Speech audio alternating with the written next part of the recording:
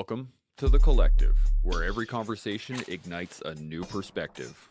Join us as we delve into the journeys of remarkable individuals, explore the art of growth, resilience, and the power of a shared mission.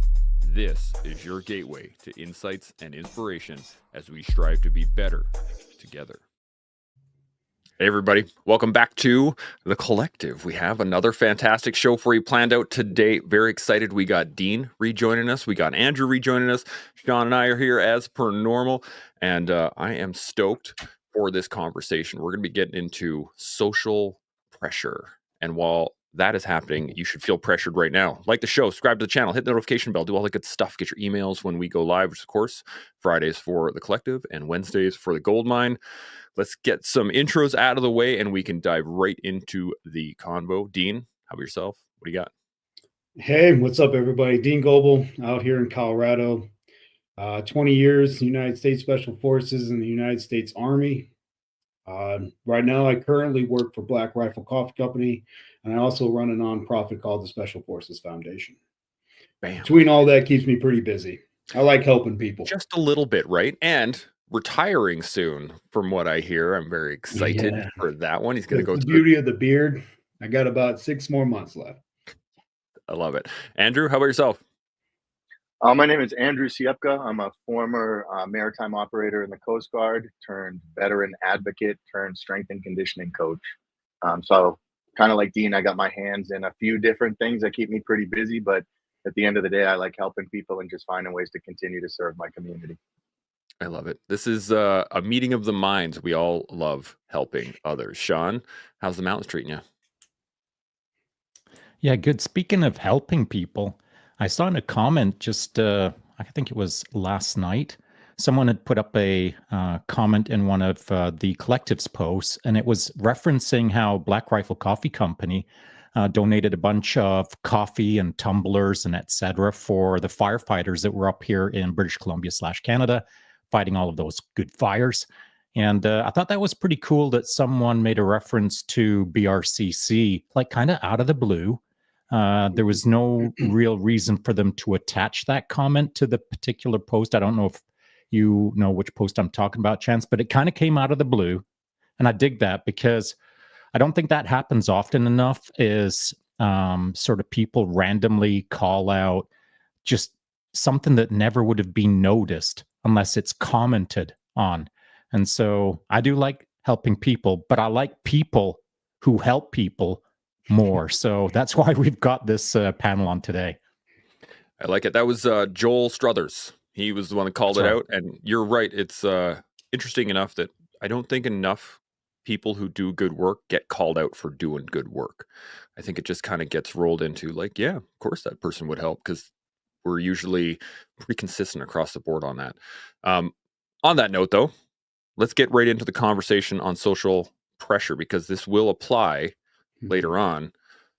I want to get your guys' first thoughts, though, on social pressure in general. When you guys saw the video I put out yesterday, what were your guys' first thoughts? Like, was it on oh no, we got to talk about this? Or where did it start? Andrew, you're on top. What were your first thoughts? I always kind of laugh because we never really know. Like, you never really know what we're going to talk about until you're in that like 24-hour zone. And I was a little bit nervous, but then once I saw what we were talking about, man, I think it's right up our alley, and just kind of like everything that I've been on here so far for, like, the conversations have never kind of ended up being what I thought they were going to be. So my initial reaction with pressure was that pressure is a privilege, and then pressure is an ingredient that's necessary for growth, but in the right amount of quantity. That's a good start. Dean, what are your first thoughts? Oh, same with Andrew. I was like, oh, social. Okay. So, I mean, peer pressure and all that is nothing new. The first thing that comes to my mind is, how does social media play into it today? Because when I was a kid, I could go home and get away from, the social pressure, unless you left your house or something. But now kids today, you can, and even us now, if you're on social media, you can really never leave it. It's always there. It's a part of your life. I think being able to understand how to draw boundaries where it makes sense, to be able to know that what you say and do will be held accountable, because it can go I mean, this right now, what we're on right now, I mean, this thing can reach millions of people. And so everything I say, is social pressure coming back onto me. So it's always interesting to see the dynamic, because you can skin social pressure in so many different facets, so, whatever that's conformity, that's just, if you're one of those people who just want to be, you suffer from FOMO, you want to be in it, or whatever it is. But there's a lot of different topics that come to mind for me when I hear social pressure. Yeah, it can go in a million different realms, and I'm excited to see where we go. Sean, what were your first thoughts? My first thoughts were driven by some comments that I had this morning and last night. And the comments were regarding our recent trip to Thailand for 6 weeks. And a lot of the comments were similar. They were talking about how great the photos were and how much of a good time we had and how well Doreen did in her run and yada, yada, yada, all the things. And so what these kind of comments that I got within the last 24 hours are almost constant reminders for me to like freaking dial up my game, man.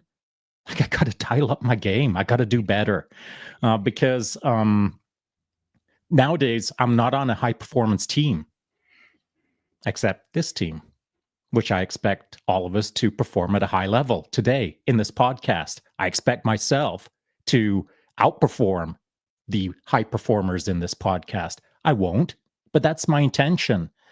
I hold myself accountable by the people that are around me.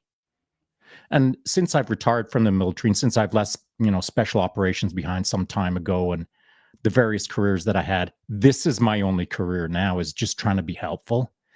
I don't have like 11 hard chargers just outside my office door right now in a stack waiting to go kick ass. There's just me and my digital pals.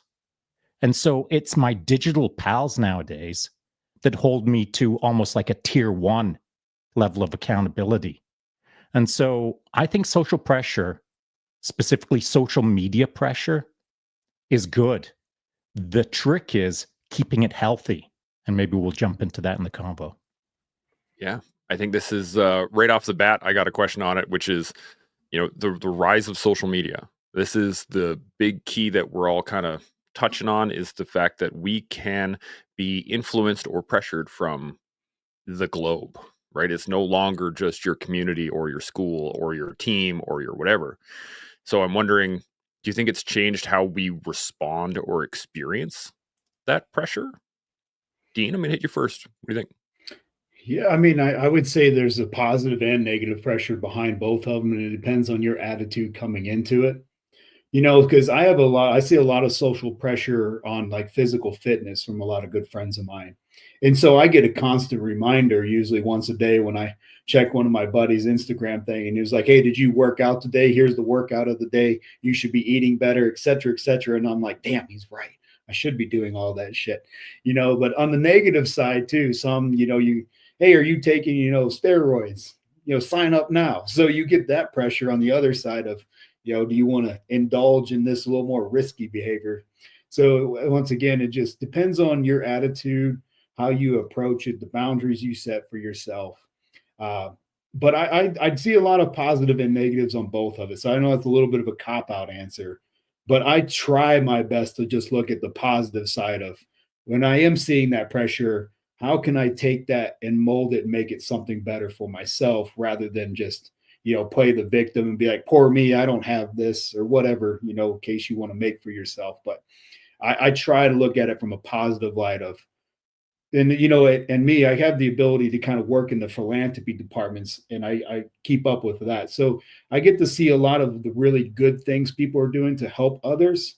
And that social pressure always kind of drives me to kind of like, hey, kind of like to Sean's point, I got to step my game up, like they're doing a lot of good stuff. I need to get on top of some of this too, because I can do better as well. This is an interesting point. And to that realm, there's also, that can drive you far beyond what your capabilities are right now, which is a good thing, but it's also a negative thing, because it can drive you into a level of burnout and negativity, which is a whole side of it as well. Andrew, what do you got? So being a coach, right, and working in the fitness industry and being a strength and conditioning coach and tying all the social media stuff into it, it is kind of a cesspool between entertainment and education. And that's somewhere right away, even as a professional, you start to run into issues. Because for me, for example, I've had to make decisions where I'm like, I'm going to stay educational with what I'm doing because of the pressure I get from the following that I have, which is like, hey man, you put out good quality stuff. So in that content, pressure is a good thing for me because it keeps me honest with what I'm doing. It keeps me focused on the mission, the potency of the message. But then also within coaching, it's really understanding the boiling water that hardens the egg also softens the potato. So it's up to me to really see with the athletes that I work with, the Marines that I'm around every day, what material are they made out of? So when the pressure I apply to it starts to create an adaptation instead of just crushing them completely. So pressure for me in my world is a tool. It's a tool that I use to, get a response and an adaptation that I want, but it's also kind of a checks and balance in my life where if I'm a coach, a lot of these relationships are transactional where people are coming to me for certain things. So I better be on top of my stuff. I better be in my books. I better be current. I better be on the coaching floor. I better be talking to other high performers who are going to challenge me, challenge my viewpoints and force me to level up through that pressure because they're all doing the same thing. Because like you guys, I don't have, the opportunity now to be in a stack, be in a room with a group of high performers who are ready to just get after it. But I'm still surrounded by a community of hungry go-getters. So it's important for me to make sure that I'm applying pressure to fuel them properly. Because now I'm in a stage in my life where I'm like double these guys' age. Or I got guys that are getting ready to retire. So I'm talking to them completely different because we're the same age compared to that 18, 19-year-old, knucklehead who's just ready to conquer the world.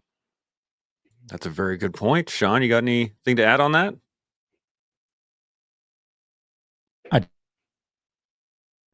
As soon as I unmute, I would say this, that when I came into social media, I didn't know anything about anything.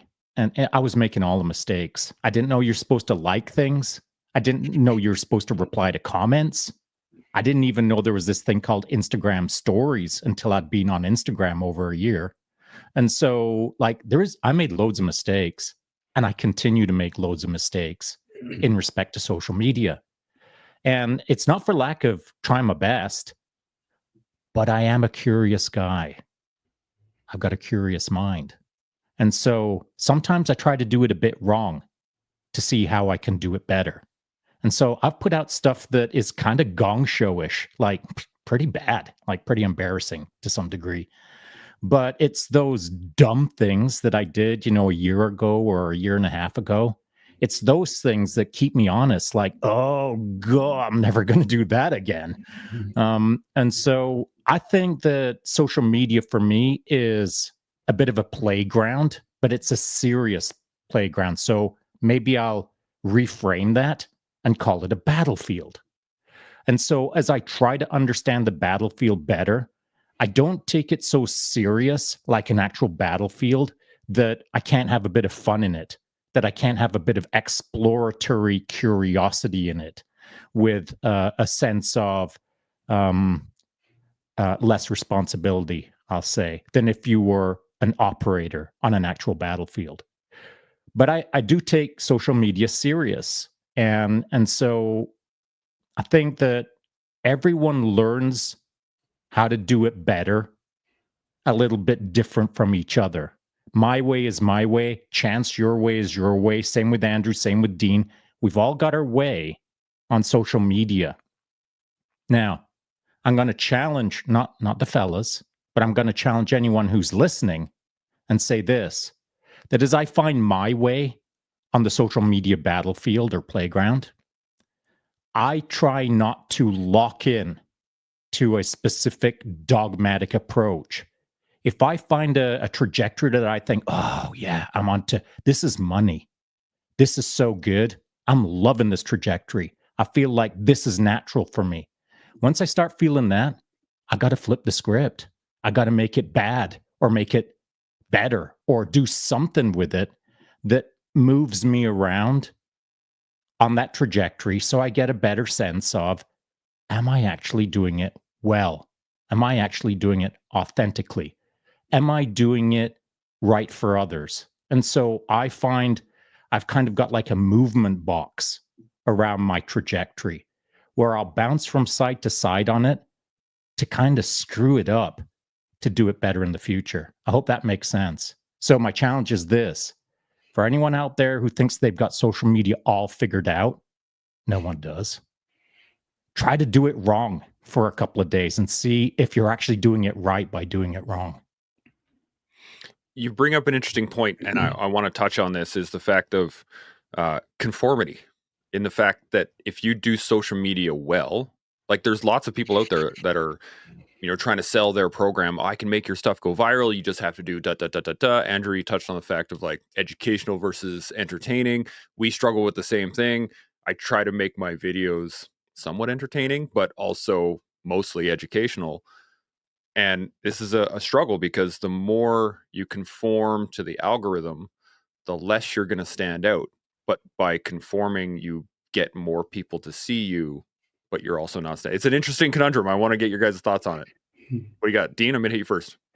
No, yeah, man. That is, I know that there's probably a lot of people that are paid really well out there who understand the algorithms and things that are built within social media, the hashtags that are needed, and all these crazy things. But I mean, you're spot on, because if you conform, then you're reaching your larger audience and thus growing whatever platform you're doing. If you don't conform, which I think is cool, then you may not reach the audience you want to reach or get the mass. So it's kind of like the double-edged sword. Damned if you do, damned if you don't.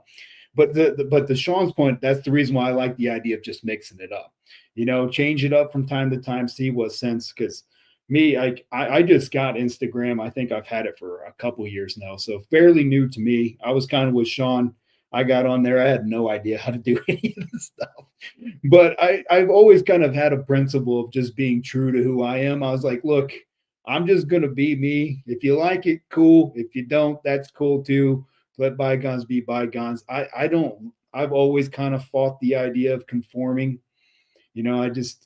I never wanted to be looked at as a person who just wants to do something to fit in with a group. Like, I can walk up to a group, and if it's just, not for me, if a bunch of guys are playing Dungeons and Dragons, I was like, look, that's badass. I don't like it. I'm going to go build my Legos. So I walk away, man. I'm cool with that. Even though the cooler kids are playing Dungeons and Dragons, I'd rather just build my Legos. So it's such a interesting subject, and I relied on my kids a little bit because they got this stuff down. They're like, yeah, this is how you do a story. And if you don't tag it like this, then it's not going to go anywhere. I'm like, oh, okay, cool. So it's been a steep learning curve over the last couple of years to figure that out. But I think I got it down now. But I think it really is based off of content creation. And personally, I'm just absolutely horrible about it. I can't, as soon as I take my camera and I'm like, all right, I'm going to make a video of me doing something, I'm like, oh, I feel like an idiot. Like, I'm going to say something stupid. This is going to happen, but at the same time though, but then I don't want to become a hypocrite, because I am who I am. And if I'm saying dumb shit, well, then that's just who I am, and then if you want to listen, you're going to have to expect that I'm going to say some dumb shit. But on the same side, I would say, as long as you stay truthful, I think that's where I see a lot of people getting into some, the social media pressure really coming out, is when you get on there and you're trying to conform so hard that you're willing to lie or boost your ego or whatever it is. That's when you're really starting to step into hot water, because there will be millions of people who will call you out on it pretty quick these days. Not only for just to call you out, but some of them just want the attention themselves because they're just as toxic. So they'll throw you under the bus immediately just to kind of be like, see, I told Sean, that influencer, what's up? I'm cool too. Follow me so I can, sell, I don't know, rucksacks or whatever. But that's a long-winded way of saying social media, I'll keep trying. That's it. And you know what? You're not invited to my D&D games anymore. You're going to go sit in Lego. Andrew, what do you got? So social media has been kind of interesting for me for the last couple of years, because in the beginning, I got it kind of like as a video journal, because I live so far away from my immediate family. I've been in Hawaii for 16 years. You know, the rest of my family's in Massachusetts. So it's a way to kind of use it in the beginning for that social aspect. And then a way for me to kind of just navigate and have thoughts and processes, Sean, kind of like you were saying, like being able to have something to look back a year from now and look at and see, was there growth? Was there development? What's going on? But then in I want to say it was like 2021, I put up a post, and it was a group of Marines that we had just certified. So I put up a post of like me with them and split with like an old picture of me with my team. And it was like a pick collage, pick stitch. Like I was on lunch, like messing around one day and just like tinkering, and it exploded and ended up with like, I don't know, over like 10,000 likes. And I'm like, what the heck just happened? And then from there, like a steamroll of followers and all of this stuff. And like over the last couple of years, like my trajectory has grown a lot. And then it's kind of like plateaued and leveled out, which some people in the beginning, I looked at that like, oh shoot, this is like, I need to keep it growing because that's the trajectory of this thing. Cause I was at almost like 30,000 followers. And in the beginning, I started to see people fall off, and I was like, well, that's good, because kind of what you guys were saying earlier, I was starting to notice like chirping and noise and like little, like what I call crabs in the bucket mentality. And just like, you know, whether you want to say crabs in the bucket, emptiest tin rattles the loudest, like we've heard a million analogies for it, but just social media to me, with the 30,000 people, I cannot entertain that many people. I cannot engage with that many people. So it's literally like yelling into the abyss. And then when I realized that, it was like, okay, well, what do I want to do to keep my message potent? And I'm a strength coach, so I try to do a lot of that. But the potency to my message is the potency to who I am as a man. What do I stand for? What do I believe in? Right? What am I trying to do? What am I trying to leave through all of this? So that's something that I've tried to do with the pressure, because with the growth, there's the pressure to perform, the pressure to put out good content. But the way I've been able to combat that pressure is no one will ever put more pressure on me than I will put on myself. So when I can reframe that pressure and put it in a direction that's more constructive than destructive, I'm able to kind of retake control of that situation and environment. And kind of like you said, Sean, I can make it fun again. And one thing I've really been enjoying lately is everyone knows me as a strength coach, but I've also been a writer for 12 years. And now I'm sharing my writing. So like being able to now be like, well, it's cool. Everyone's seen me squat and bench press and do pull-ups. But what about my thoughts? What about my words? And my engagement is way low on that. But the potency of the interactions is way heavier than another squat video or bench press video. And that to me is the thing where it's like, all right, we're onto something, right? And it may not be that linear progression that we expect, but what in life is linear? It's all like this. So why would we not expect the battleground of social media to be the same thing and just learn how to navigate the peaks and the valleys of it? This is an interesting thought that just kicked in my head, is that as we specialize more, as we engage a higher quality of whatever product, then the amount of people in which are going to appreciate is going to be smaller. I mean, I look at special operations units. They're not big units. They're small, tight teams, because in order to specialize to that degree, there's very few people that are going to join you in that realm. So I wonder if that has something to do with it as well. John, you got any thoughts on this? Except I found the inverse. So a small elite organization will gain more eyeballs because it is a small elite organization, or someone has got such a specialty skill that will gain more following simply than someone who has 4 levels lower in skill. So I've found the inverse, that specialization tends to get quite a bit of eyeballs on it. I'm not saying that's a case for me. I'm just saying that that's been my observation for other specialists. And so if you look at, and I don't want to focus too much on the numbers of how many followers and how many likes and how many this and how many that, the metrics of things, because to me, metrics are a mere curiosity. They're not what drives any aspect of my life on social media. And so I like to look at big names out there, and I'll just throw a big name out there like Jocko. I like to look at big names out there and try to understand how they've changed through social media. So if you go back and look at some of Jocko's earliest stuff, and now you look at what Jocko's got on the go now, it's quite different. And, the spirit, the message is still very similar, but he's evolved in social media now to a degree where he's quite polished and he's very comfortable. He's not as awkward as he used to be. His thoughts are more free flowing. I would say less scripted, perhaps. And so I think it's fun to forget about the metrics of how many followers Jocko's got. And it's fun to contextualize where they were 2, 3, 7 years ago in order to understand what social media can do for you. And so no one should get lost in the metrics. What you should get lost in is the evolution, and understand that if you're working hard and making the right moves, following the right people, listening to the right advice, trying to stay on a righteous trajectory, whatever, man, it all takes care of itself after that. Just be cool and things sort themselves out. And so where it all falls apart, I find, is when there's less effort to be just cool and there's more effort pretending to be cool. So there's being it and there's pretending to be it. And pretending has like almost zero sweat equity. But being it is buckets of sweat.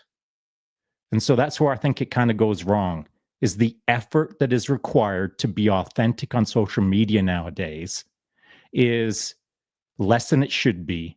And the desire to reach the quote unquote outcome that someone needs is compressed in a timeline where they want to be it tomorrow rather than be it 10 years from now. And so these are the things that I find interesting on social media.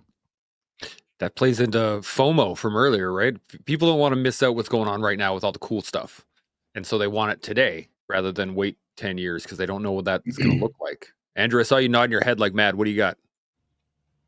Oh, no, you said FOMO, and right away I went to JOMO. So it's the opposite of FOMO. Some people get fear of missing out. I get joy of missing out.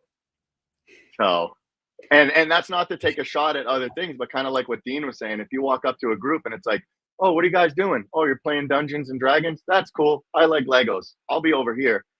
Kind of like in that sense, right? Where it's like just having that ability to stay true to what it is that you are, who it is that you are, but then being comfortable enough in that where you still have the curiosity, right? Because Dean could have also walked over and been like, what are you guys playing? Dungeons and Dragons? That sucks. You should be playing Legos. You know what I mean? But it's like, yeah, that's cool. Like, whatever. I'll be over here, though. So because even that negative interaction, like that's another level of, like, we talked about pressure being in layers, just like communication, just like interactions, right? So is the pressure we're putting on, is it society? Is it self-imposed? Where is it coming from, right? And then from there, how are we able to attack it? Because just like if you know, like where rounds are coming at you, if you're in a firefight and you know where the direction of fire is, it's a lot easier to stop the firefight from happening and maneuver compared to if you're just like, hey, people are shooting at us and we have no idea what's going on. Figure it out. That's a good point. Dean, you know what I mean? Thoughts on this? Yeah. Yeah, like to Sean's point, I'm a quality over quantity kind of guy. I know that from a business model that may not make sense. So no hate on them. If you're running a business, I understand how you could take a different approach to social media. To me, that makes sense. If it's a personal endeavor, that's also different. And in some of the cases, like Drew being a strength coach, maybe it's a little bit of both. It's both him and running a business that does that. But I don't know. I don't mean this strongly, but what I don't like to see is like acceptance. I think some people, they get that taste and they're like, man, I'm accepted. It's like high school all over again, where, you're just like, hey, I got to hang out with the cool kids today. So, I got to do something to hang out with the cool kids again and prove my worth. And social media and for that matter, life's not too much different, is where you're just always trying to be accepted. And it took me a very long time for me to just say, you know what, I'm just going to be me. And if people accept it, cool. And then if not, that's cool too. And so I take that same approach towards social media. And it's definitely not perfect by any means. And nor do I strive to be a social media person. I just I like doing it from time to time. Like I'm not really great at the content creation, but I do selfishly do enjoy sometimes the positive feedback that I receive, especially from family members when they're just like, hey man, keep crushing, you're doing great. I would be lying if I didn't say that shit doesn't feel good from time to time for people to say like good things, you're doing. So I do at times see myself like wanting that reward selfishly, and I always try to battle with that. But yeah, definitely the quality over quantity. I feel like half my followers on social media is my grandmother because she loses her account every 6 months, creates a new one, follows me again. So I got that going for me. So I get a steady stream of followers from family members who are a little bit older who lose their accounts and then recreate one and then follow me again. But besides that, it's been a little path. And I got a good friend who's an influencer, Kagan Dunlap, and he does it really well. He's a good person. And he like what do they call it? See, this shows you how horrible I am with social media. Well, when you collab with somebody. So he collaborated with me on a post, and he's an actual influencer. And I had to like silence my phone because it was like every 5 seconds, like, comment, like, comment. And I'm like, I could never, I'd delete the app if I ever got to that level or find some way to kind of silence it all. But it's just so interesting moving into the social media realm. But I can give benefits to some of the strengths it allows from a marketing standpoint and branding aspects when it comes to larger companies and why it makes sense. I just think some people lose themselves along the way. But to your point, like Jocko, we all start off fresh. I know for a fact when I first started doing podcasts, I would literally be writing out like a script and shit, like so I wouldn't say anything stupid. And today I'm just like, whatever, dog. I'm just gonna say what I'm doing, and if it's cool, awesome. If not, whatever. I guess I'll take my licks. But it's been an interesting journey, and I'm kind of curious to see how it affects my kids because everything I do in life, I try to impose my will on my children of, hey, don't do it as shitty as I did, step your game up a little bit more. So I've kind of, we've had a couple good talks about social media. They see me on social media now, so which is interesting because now they track portions of my life that they didn't in the past, where it was, hey dad, I saw you were here doing this. And I'm like, how do you know that? And then I was like, oh yeah, you have social media now because you're teenagers and all that. But it's been a good learning curve. I'm excited for next year. We'll see how well I do. Yeah. The kids are spies. That's a challenge. They can see everything now. And everybody seems to be. Everybody can see that. You bring up an interesting point though, in terms of, when we were kids and we would engage in that popularity contest that is school or whatever it is, it creates like social pressure teaches kids the rules of the society, right? That's what pressure kind of starts off as. But when people lose themselves and they just start doing things so that they can be accepted as part of that group. And interestingly enough, I was going to say this earlier, we all come from very conformist organizations. Like you join the military, that's the most conformist organization you can engage in. And we're all still talking about how we're looking for things to be more personalized, to be a little bit more aligned to myself. I want to be more authentic. I want to be more whatever it is, but we come from a very conformist system to begin with. So I wonder if that has something to do with the fact that we learn to be individuals through conforming to the group. Sean, what do you think? Well, that's an interesting question, and I feel that that doesn't really work for me as a theory, though it is a fascinating theory, I'll call it. I feel that myself, though I was in my first career part conformist, I was always an individual. And I don't think I ever lost sense of my independency or my independency. And so I feel like I'm still who I used to be. I feel like I still say things at times that I shouldn't. I feel that I still rub some people the wrong way because of things that I say. And I don't want that to ever change. I don't want to ever conform to such a degree ever in my life that I am now not who I am. And I've always been kind of independently minded. So the theory is interesting, but it doesn't stack up for me. Let's pass it around. Andrew, what do you think?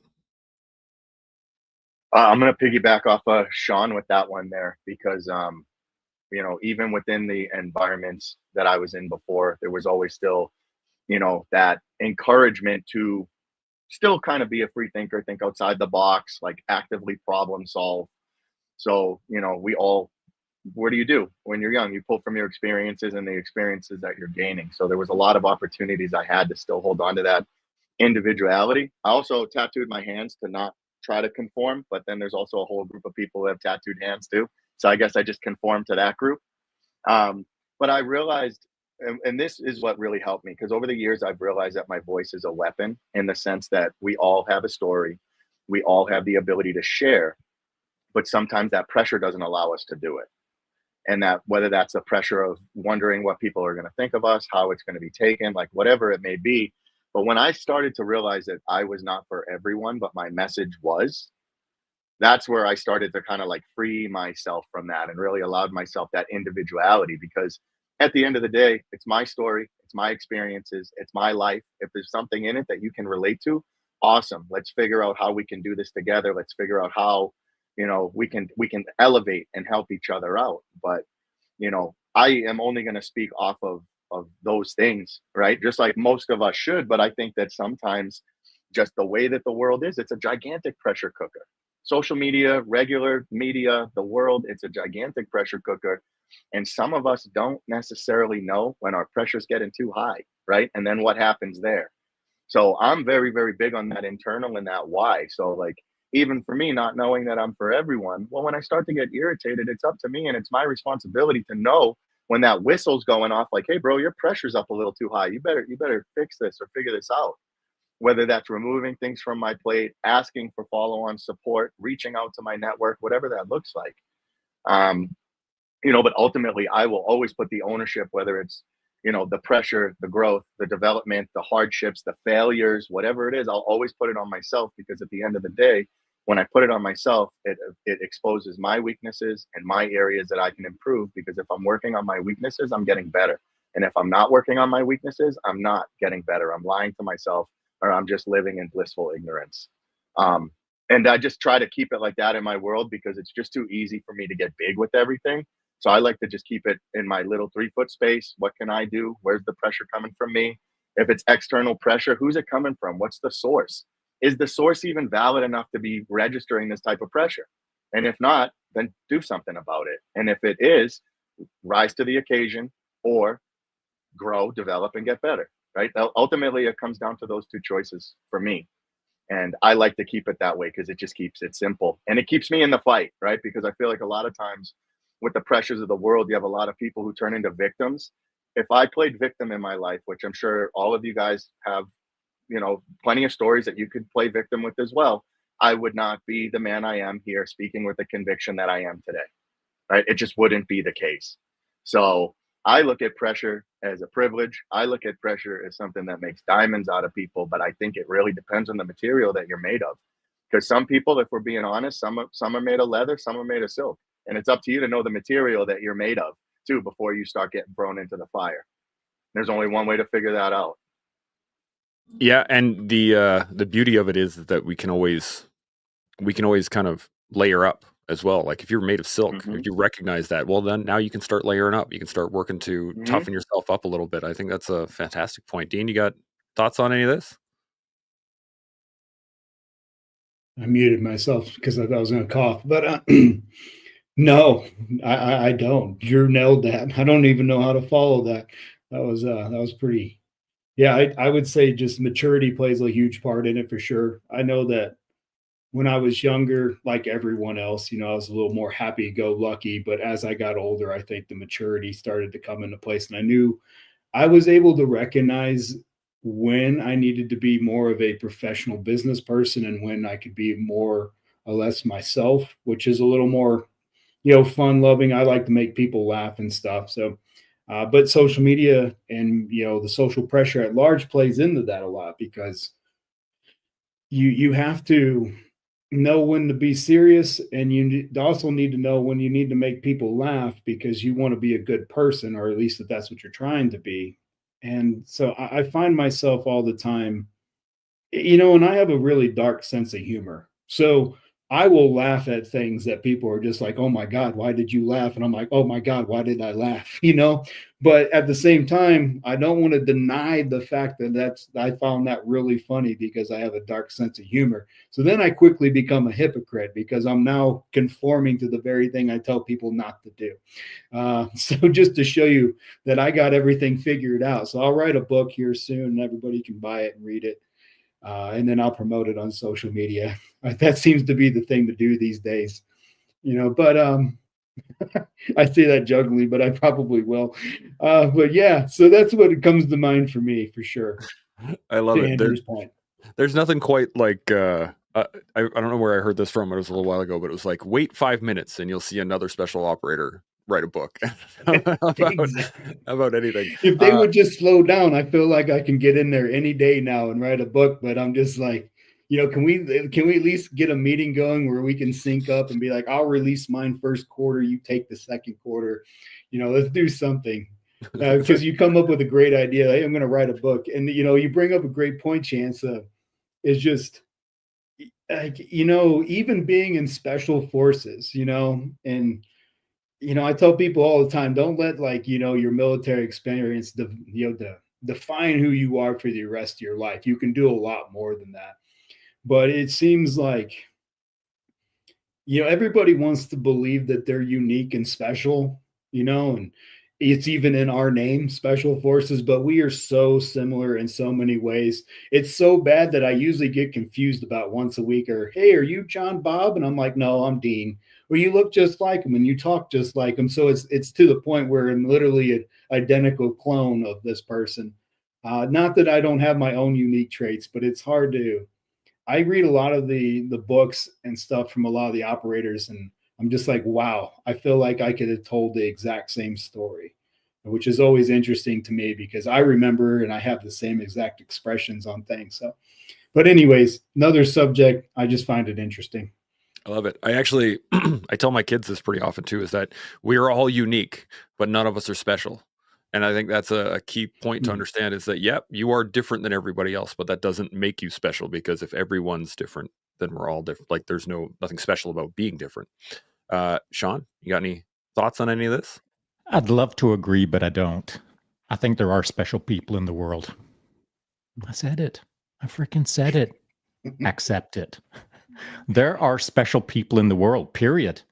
And I know I'm sure there's a ton of people out there that would love to claw that statement down and say there are no special people, but there freaking are.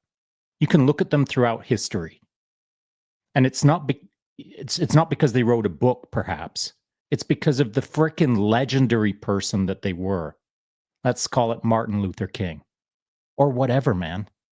There's thousands of special people throughout history. I was going to say hundreds. It's definitely not millions, but there's thousands of special people throughout history. Any one of us could be special. Now, like Dean, I was in special operations. So the general theme is that it takes a special kind of person to be in that kind of career. And I believe that's true. I believe that it takes a special person. It just doesn't make you special. And so I've said there's a lot of commonality from person to person to person, from trade to trade, from industry to industry, from role to role. There's a lot of commonality, but there are some special people that are required for special jobs. Let's call it an astronaut. You can't be a scrub and be an astronaut. You've got to be pretty freaking special to be an astronaut. Now, is by calling an astronaut special, does that somehow boost them up so that they're not authentic? I'm thinking of Johnny Kim as an example. Dude's freaking cracked it out of the park. In my books, he's special. He's not common. And if you're not common, then you're special. Let's call it uncommon. And so there are uncommon people in the world.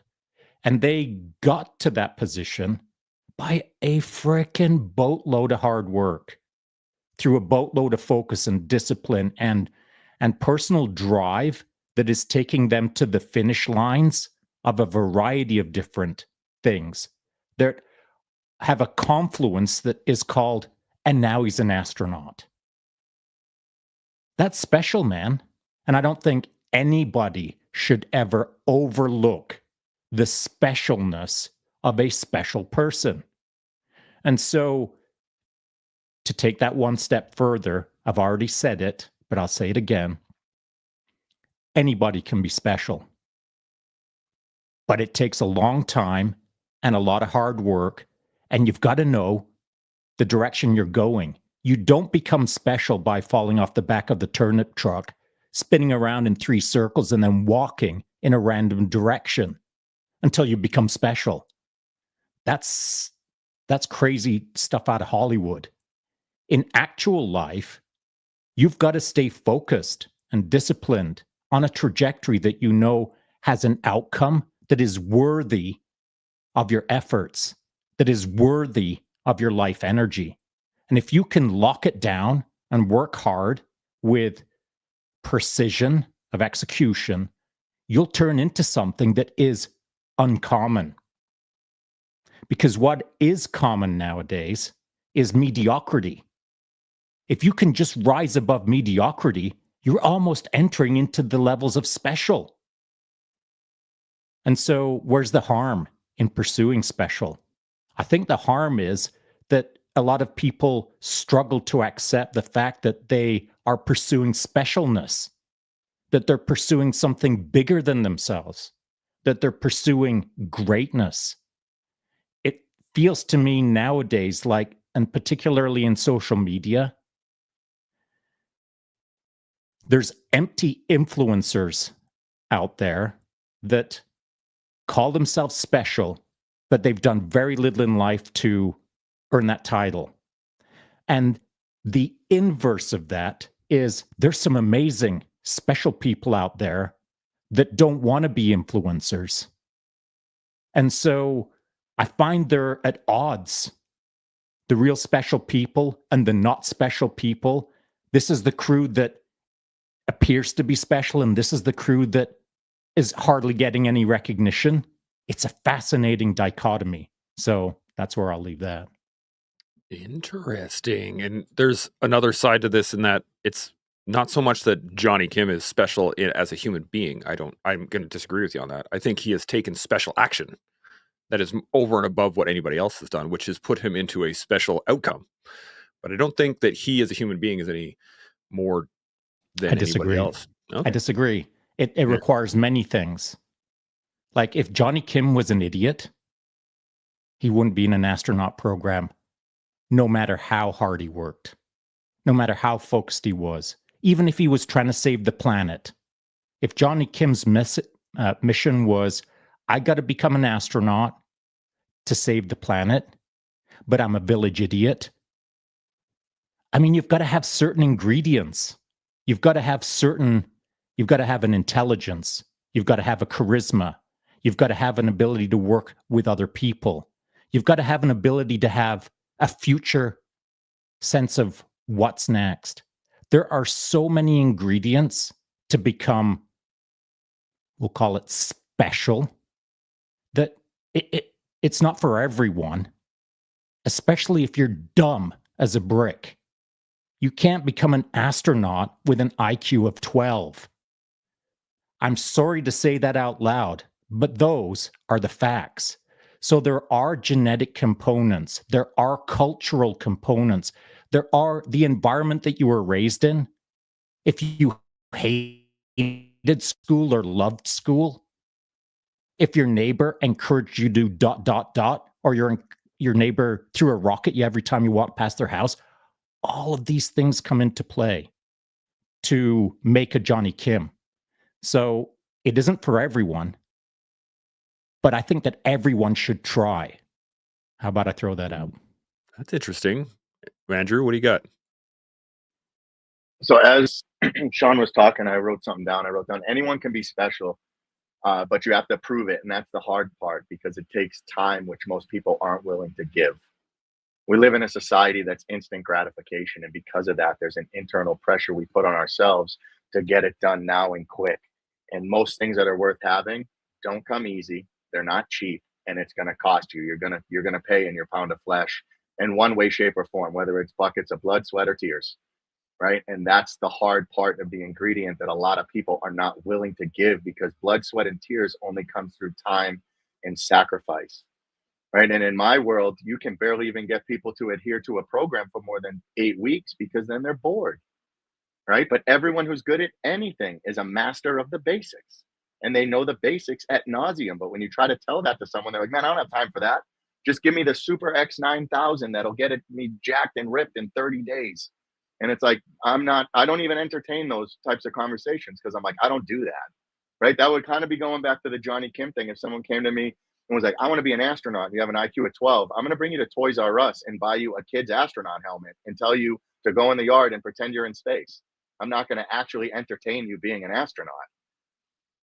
So it's just one of those things where I just think anyone, there's certain ingredients. Yes, there's certain things that have to be there, but, if you're not willing to work, if you're not willing to put in the time, if you're not willing to sacrifice, it's just a facade. You're just saying things to say things. You're just another person just yelling into the abyss, And I've been guilty of that before too, just because we all have social media, but that's where comes the internal checks and balances. Because I'd rather check myself than be checked by you guys. And I know if you check me, it's because you love me, you care about me, you're going to correct me, because you see certain things with me. But don't I have the ability to do that to myself, given the experiences that I have as well? So when it comes from you guys, maybe it's at a deeper and higher level because I'm already looking at some of these things internally at myself instead of looking at all the things the world has done and taken from me, why I can't be special. I can't be special because I got to work a 9 to 5. I can't be special because I have this, I have that. Get up earlier, stay up later. Don't watch TV. Like you bring these things up and like these are things that people are like, man, I'm not doing that. Or even with fitness. Hey, cut the sugar out for 30 days. Go to sleep. Set a bedtime at 8 o'clock every night. No, I'm not doing that, man. Well, then I guess you really don't care. So why should I?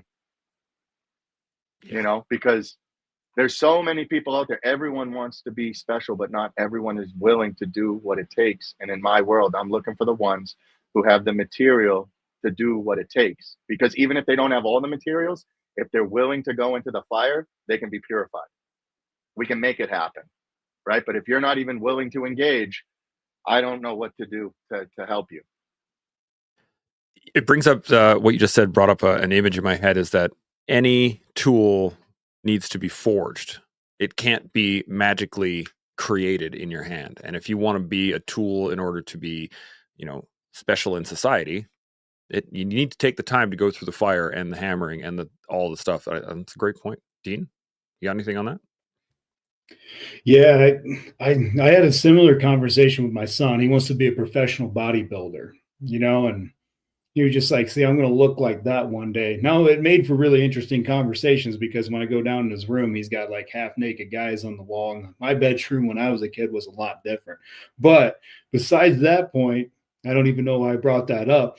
But the point is that I'm trying to make is that I just, I tell them like, hey, look at some of these rock stars, that you see and you look up to on the bodybuilding side. And you get to see the end result. You get to see them on the stage, the big muscles and everything. But I guarantee you that you do not see, it's like the iceberg effect. You see the tip, but you do not see that massive boulder underneath it of them waking up at 4:30 every morning. And I even test them too. Like it was like a couple weeks or a week or something before his competition. I ordered pizza like 3 times and I just had to sit there and he had to watch me eat it with the rest of the family. Just because I'm all about, like, hey, I'm here to help you now, but one day you're going to be an adult and actually legally in 6 months, which freaks me out, but you're going to be an adult soon and you're going to have the discipline to do these things now. this motivation stuff, throw that out the window. If you gotta, by all means pump yourself up, but it really always just comes back to discipline. If you have the discipline to put in the work, and if you want to be special, that's what it's going to take. And nobody is going to recognize you for any of that. I don't think anybody ever walked up to Michael Jordan and said, "Hey, great, good thing you shot those 3,000 free throws every day after practice." Nobody cared, but they did care that he won the championships. And then I'd close with, it's perspective too. Like my mother and my grandmother are extremely special to me. However, probably not special to anybody else. That's a little bit of a cop-out answer, but it can be a little bit of perspective on that as well, on what is special to the person that is looking at the other. I like this. You're talking about what your definition of special is to begin with, because for somebody that grew up without parents or without a family, just having a family and being a parent is special enough for them, right? And I think that's an interesting way to look at it as well. Sean, you got any thoughts on any of this?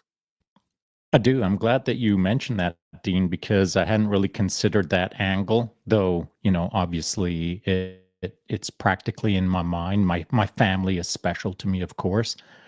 Some of my friends are special. So I think that you're right to bring it back to the idea that special is in the eye of the beholder. And to that point, then that begs the question, why does that person have their definition of special? How did they come to that definition? Is it because they don't know anyone else but their family? Is it because they only know people in their neighborhood? Is it because they haven't been around the right people? Is it because a lot of things? And so that is my follow-on thought construct is, yeah, we've all got special people in our lives, but the amount of special or the understanding of what super duper special can look like is really contingent upon how much life you've lived, or if you've ever left your little farm in the middle of Nowheresville. A lot of things come into play in respect to the definition of special. We were Dean, you and I were talking about this right before we got started, was the fact that I wanted to do the same thing. I wanted to leave the military so I could be next to my family. I could be with my family more. And I think a lot of people that spend their youth out in the world doing a bunch of things later on see the family as something that is really crystallized as special. But I want to get your thoughts on it. What do you think? Yeah, I mean, transitioning out of the military has been an interesting endeavor for myself. I'm guessing, like many, it's just,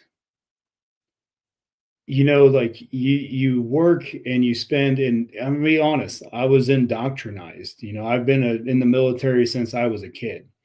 So, like figuring out what an offer letter is from a job is, and, I'm just like, what are you talking about? Where's your S1? So it was a steep learning curve, but coming up on retirement, I knew for a fact that I wanted to ensure that I got to spend more time with my family, like most. However, though, trying to figure out the next steps of my life, I find myself constantly, that work-life balance of, well, hey, I need to do this, this, and this, because, at the end of the day, for me, I see myself first and always as a provider. And if I'm not providing for my family, then I am not doing my duties and responsibilities as a parent. And I mean, I don't know if most people would agree with that or not, but I'm a little bit old school. I believe in the typical man. And if you're the man of the house, you're the breadwinner and you go to work every day and you provide for your family. Now, however, if I can talk my girl into becoming the breadwinner and I can be a stay-at-home dad, I'm cool with that too. I would happily, take on the duties and responsibilities here at the home. But yeah, it's just Chance. And I guess it's probably a little different for everybody, but that work-life balance always hits me hard, and the social pressure to kind of nest it back into our conversation of how do people perceive me as a father? Because that does mean something to me. I do take my reputation very seriously, and there are times where I admittedly say that I do conform from time to time to have that acceptance, because I do not want that backlash or that perception from anybody to think that I am not a good father or a good provider or a good person. So you win some, you lose some, but at the end of the day, I think as long as you keep moving in the right direction, you're trying to do the right thing. I think, it works out pretty well. Yeah. Taking one step at a time, right? Andrew, Exactly. you got any thoughts? Just going back off of the special, like the way I would kind of look at special is authenticity, right? You guys, I'm sure you've met people in your lives where like you just meet someone and they're talking about something that they really care about, and you're like, man, I have no idea what they're talking about, but they are stoked and they are fired up, and I am fired up about this. Like, to me, that's a special person, right? And that person is just being authentic. They're sharing their passion, they're sharing what they love.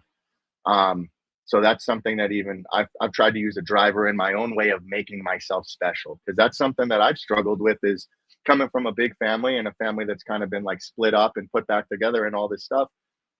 I struggled with my role, and then the pressure just being a young man trying to figure out what that was, and then the pressure of joining the military, and then like living up to what my team leaders' expectations were, and all of this pressure to make sure I fit into the team and all these other things. And someone told me, you just got to be a good dude. Like, just focus on being a good dude. And that was something like I remember hearing it in my early 20s and being like, what? Like, what does that even mean?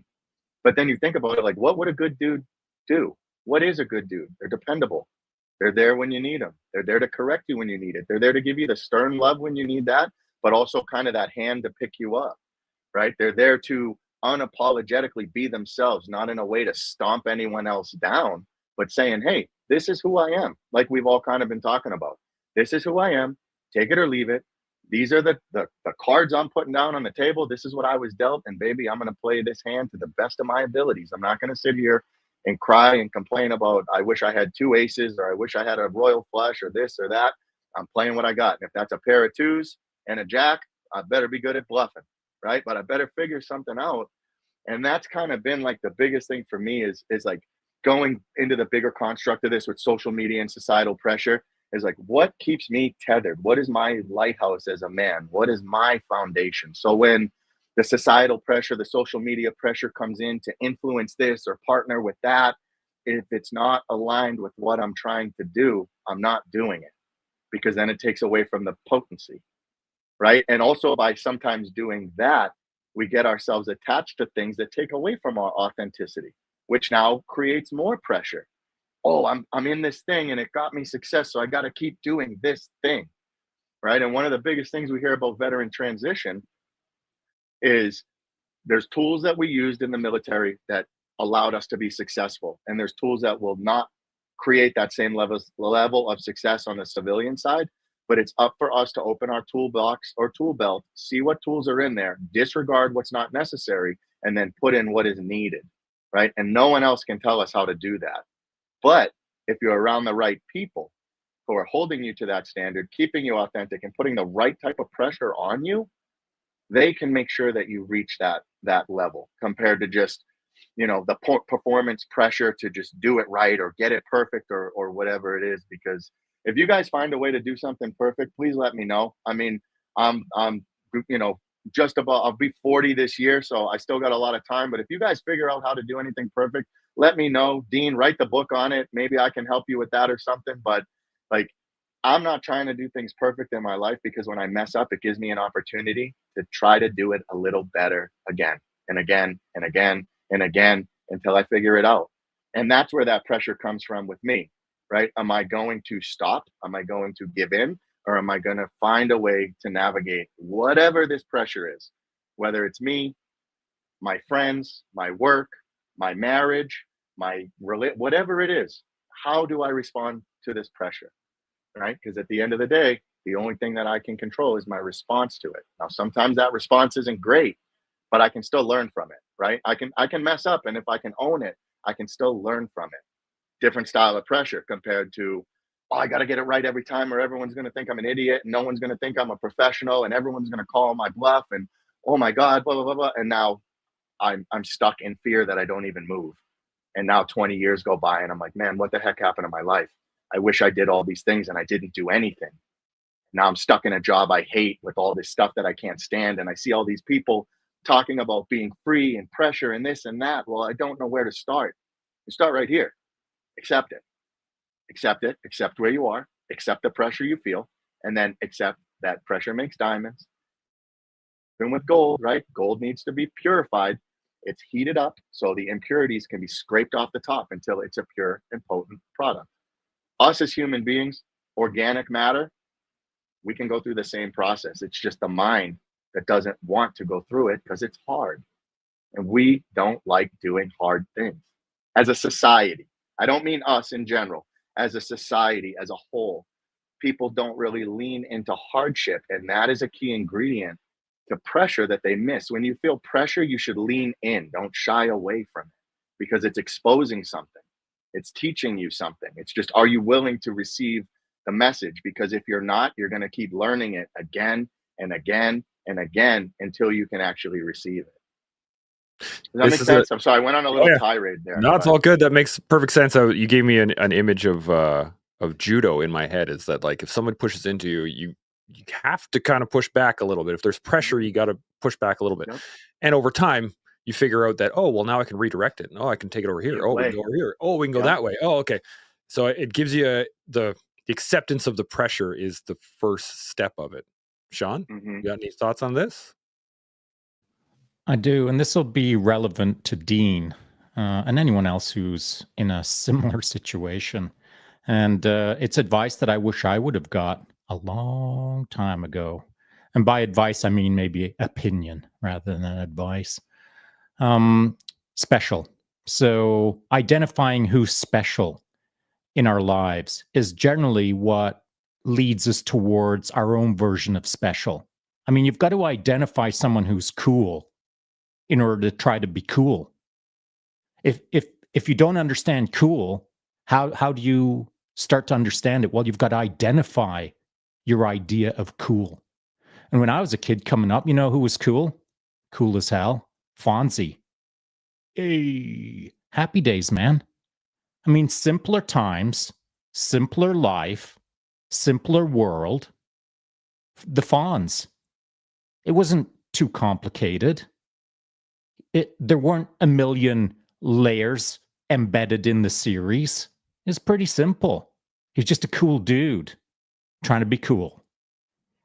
Now, for Dean or anyone else who's kind of in a similar situation of that transitional moment, moving from one career to another, Dean's idea of cool right now is the people who are surrounding him in service.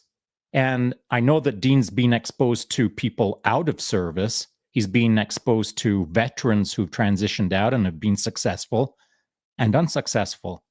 So he's got a good start on the world around him that he's moving into because he's been keeping his eye on what's cool in that world, transitioning out of the military. I did not. My transition happened in about 30 seconds. And that transition had zero uptime for the consideration of what does cool look like in the greasy civilian world. I didn't have a moment to think about it. And I'm not sure I ever made a moment to think about it. My versions of cool are maybe old school cool. Because today, when I look at the world around me, the idea of what's cool out there doesn't always resonate with me. And I'm speaking now about a younger generation who thinks that some of the goofy influencers that are out there who are super freaking cool, apparently, I think they suck. I think that I'll reserve my thoughts on why they suck because I don't want to go down that negative alley. But for now, I'll keep it at our idea of what is cool, our idea of what is an idealized future version of ourselves that we would love to be is often defined by who is around us and who we're paying attention to. And if you're paying attention to the wrong people, if you're hanging around with the wrong people, you can get locked into a false construct of cool, and it is not freaking cool. So you got to almost like stay heads up. You got to be doing a 360. It's a situational awareness scenario. Whereas you're coming up on the transition, you've got to keep one foot in that life and get your other foot in the other life to start identifying where you want to go. This is a really interesting point. Now, I got a bunch of comments I want to touch on and a couple of questions here before we move on from this, but I just wanted to really hit that with a fine-tooth comb. What you're talking about is that you have to recognize what it is you want. And if you're in a position, if you're in an area that you don't want to be, or things are happening that you don't want to happen, you need to start exploring other avenues, because otherwise you're just going to wake up and you're going to be 60 and you're going to be like, oh man, I'm here. I'm like, oh dang. And I know lots of people who are in their 60s and 70s that are not living the lives that they want to live. And I think that's a great point. So I just want to hit on these real quick. We got KH jumped in. Good day, collective crew. Good to see you, Carl. He says it's not so much about pressure. It's very much how your moral fabric and standards shine through it, which I think is a really interesting point. Celtic McWalks jumps in here. He says social media is a big part of me now. You have to protect yourself from negative comments and trolls. I avoided the negative comments and don't take it personal. There's a lot of goofs out there, and that is very true. Okay, jumps back in. He says authentic on screen and off screen. It's exactly what we're talking about. And he's got a question for the group right here, but I'm going to jump through some of these comments first, and I'll come back to it. And he said, Dogtube jumped on here. Just got back from snowshoe trail maintenance. What's social media? I don't really enjoy social media. I live in the woods and have become so different than the status quo of society. Social media is like the city, a circus, which is a really interesting thought pattern as well. Celtic jumps on here. He says, also my legacy. I won't live forever. Young grandson sees his papa and his adventurous spirit, which is a very crucial thing for me as well. All of these podcasts are being laid down in notoriety for my own kids to watch if they want to, or their kids, or the future generations to come. Salty jumps on here, says, Andrew, there is no perfect, only progress and learning. We're always a student of the game, and the only thing that changes is the game we choose to play, which I love. And then, of course, Celtic jumps on here with an IQ of 12. You probably can't breathe on your own or do anything else. He says that you are special, Sean, just so you know. You're one of those guys. But the question I want to get here, he says, does social media influence your actions, or do your actions via social media influence others to the point that they change? I think this is an interesting question. Let's pass it around. Sean, I'm going to hit you first. What do you think? Sure. I'm going to address this, but I also, maybe in 10 or 15 minutes chance, can we come back to Dogtube's comments about the big city and circus and all of that good stuff? Absolutely. Yep. In the near future. I'd love to address that. So I will say that it's a reciprocal relationship for me with social media. It influences me. I influence it. We influence each other. I think that if you're, and I don't want to use the word using social media as if you're exploiting it. If you're engaged in social media, then you should treat it like a sounding board. You should use it as a litmus test. You should use it as a refining filter. You should use it as a lens on yourself and the world. And so, to me, when I'm hitting up social media, I don't send it downrange and then turn away and walk in the opposite direction. What I put out, I pay attention to. And the feedback that I get, I pay attention to. And days later, if something that I said on social media feels like, dude, you did that so bad, I pay attention to. And so my sounding board is social media, and social media adjusts me.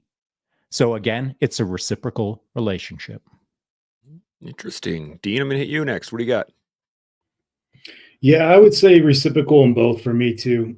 I would say that I don't feel like that it, changes my actions so much, but there are definitely times for sure. Like the example I provided earlier, when I see my buddy who's just like, yeah, I got a new, squat PR, and I'm like, oh man, okay, all right, I'm doing that now too. But I don't feel like I definitely was when I was younger, but I'm not too susceptible now to like, these are the new cool shoes, so go buy these shoes. And I'm like, all right, I'm buying these shoes so I can be cool too. So I don't really, go down that path too much. But on the opposite side, though, I do try to use my social media platform to, use it as it was designed, and it is to influence some people. But I obviously come from a philanthropic aspect or approach by hopefully inspiring other people and to some degree educating people. Like we have a very big, military and veterans that are homeless. Food insecurity is a big issue these days. So, not that I have some huge platform or anything, but I do use my little bit of grit that I have to, add to it and hopefully inspire a few people to be like, I can do it as well. Because I do like to use myself as a perfect example is, you don't have to have all the answers and everything, but if you just start doing something, you're doing it for the right reasons, I think you'll be shocked on the amount of people who call you and just say, and that's really where, like I, selfishly get rewarded from it is when I have friends and family call me and say, wow, that was amazing what you did. I take that pretty seriously on that aspect. But yeah, not that I would consider myself ever a military influencer, but at the same time, if you're out there in the public eye and you're doing you're an influencer, whether you want to be or not. You're definitely influencing people. And on the negative side, you can do a lot of damage as well if you're influencing people for the wrong reasons. So I try to be cautious. Being a father, I always kind of come back to that subject. The things that I say and do, and I believe that actions speak very loudly.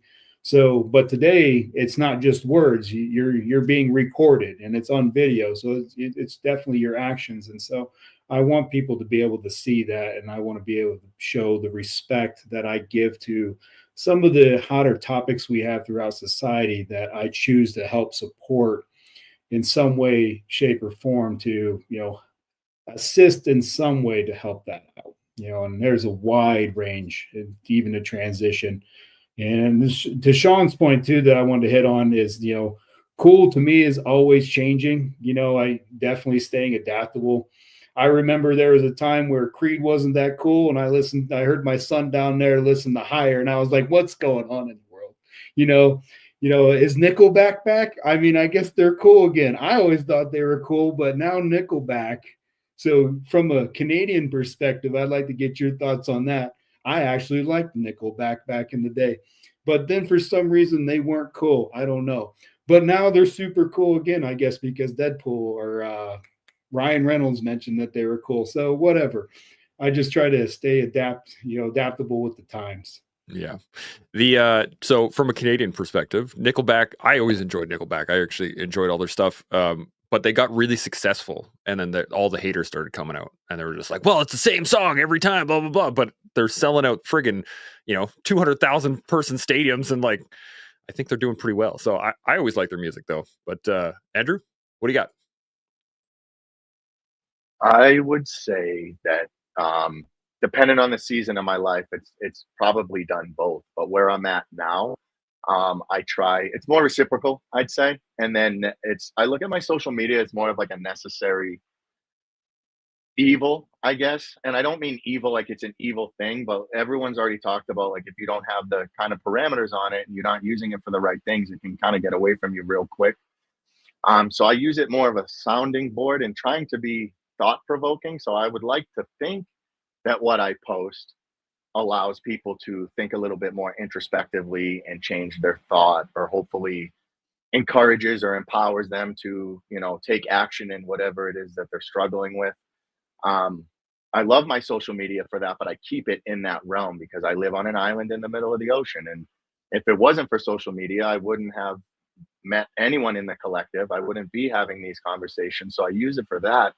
But it will never supersede what I'm able to do in my life with the people that are in my life and around me now, because what I do in social media is a fraction of that. Like the things that I'm most proud of are nothing to do with social media. Like I'm most proud that me and my wife run a marriage ministry together, and that I do, youth outreach work and like little things like that. Like, and that's not stuff that needs to go on social media because my social media is my coaching business. You know, when I share a little bit of my personal self, it's because that's my style of coaching. I'm not here to just give you sets and reps. I'm here to teach you how to, you know, use sets and reps to set your life up for whatever it is that you're trying to do. So for me, it's really like setting that framework and then allowing myself the flexibility within the framework to create my art, right? But at the end of the day, I need to make sure I'm creating art, not just throwing paint on a canvas, if that makes sense. Yeah, it makes perfect sense. And I when I read this and I'm listening to you guys, and social media does influence my actions. There's lots of things that I do now that I didn't do prior to social media. But at the same time, what I do on social media influences others to the point that the podcast is here. This is the whole point of the podcast. We're trying to be helpful, right? So if we don't utilize the tools in front of us well, and Sean, you put this really well in many podcasts, was like, don't go to the dark side. Just be cool, right? As you keep saying, if you're using it for a specific setup, like helpfulness or sets and reps or coaching or whatever, then use it for that and be authentically yourself in that. I think this is but understand that it is an influence on you. And if you think that, oh, I'm never influenced by social media, well, you're wrong. You are influenced even in a small way. You're still influenced by it. I got one more question from what do you got there, Sean? With Andrew mentioning art within his social media account, it made me think of the post I put up this morning, just one post in my feed. And it was a photo of a big pine tree just back behind our house. The sun was rising. The sky was pink. In my eye, it was a beautiful moment. And so I grabbed my camera, went out on the back deck, took a photo of this tree, and captured what I feel to be a beautiful photo. But that's to my eye. And so I can't just put up a photo on my social media account and just the photo with no verbiage. Because then what was the purpose of the photo for anyone else who's looking at it? Well, I suppose I could leave it blank and have the eye of the beholder who's viewing the image to fill in the blank with their own thoughts, with their own mind, rather than me preceding their thoughts, allowing them to have their own thoughts.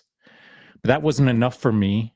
I feel like I have to attach some thoughts to the image.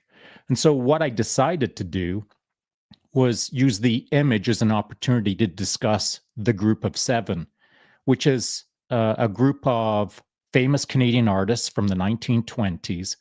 And effectively what they did was establish the almost Canadiana aspect of art, of painting, of what Canada means through a large period of time.